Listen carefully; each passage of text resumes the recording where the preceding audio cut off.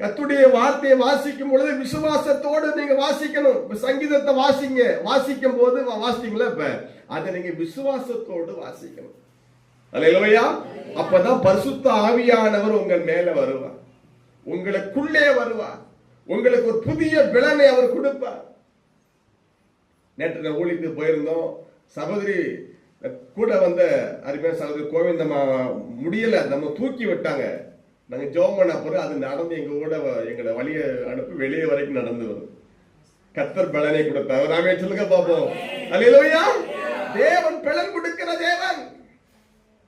தேவன் நமக்கு பலன் கொடுப்பார். ஆண்டுடைய வார்த்தையை நீங்க என்ன செய்யணும்? விசுவாசிக்கணும். இயேசுவின் வார்த்தையை விசுவாசிக்கணும்.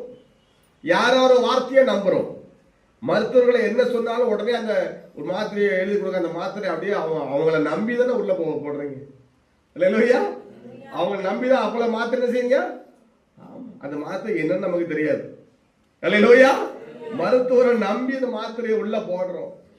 அல்லேலூயா. கர்த்தருக்கு ஸ்தோத்திரம். பஸ்ல ஏறி போறோம், அந்த டிரைவரை நம்பி அத்தனை பேர் ஏறுறோம், ட்ரெயின்லயும் ஏறுறோம். யாரை நம்பி?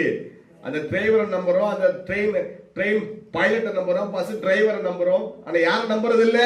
கடவுளை நீங்க நம்புறது இல்ல. அல்லேலூயா. இயேசுவை நம்புங்க.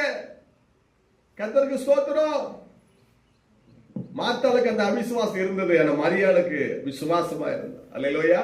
மரியாள் விசுவாசத்தை பார்த்து தான் ஆண்டவர் மரித்த லாசருவையே உயிரிழை கொண்டு வந்தார். அல்லேலூயா. உன் விசுவாசத்தை பார்த்து தான் தேவன் உனக்கு அற்புதம் செய்ய முடியும்.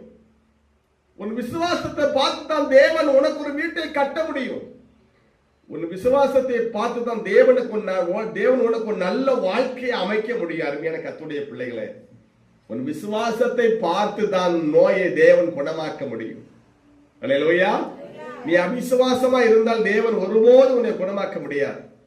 கர்த்தருக்கு ஸ்தோத்திரம். கவனிங்க, நித்திய மகிழ்ச்சி அவர்கள் தலைமையில் இருக்கும், சந்தோஷம் மகிழ்ச்சியும் அடைவார்கள், சஞ்சலமும் தவிப்பும் ஒடிப்போம். இன்னைக்கு மரியாள் மார்த்தாள் அவங்க கண்ணீரோடு சஞ்சலத்தோடு இருந்தாங்க, வேதனையோடு தவிப்போடு இருந்தாங்க. சகோதரர் இழந்துட்டனேன்னு ஏசாப்பா அங்க போனாரு. அங்க என்ன வந்துச்சு? சந்தோஷமும் மகிழ்ச்சியும் வந்துச்சு. அல்லேலூயா. இயேசு வந்த வீட்டுல சந்தோஷம் தான்.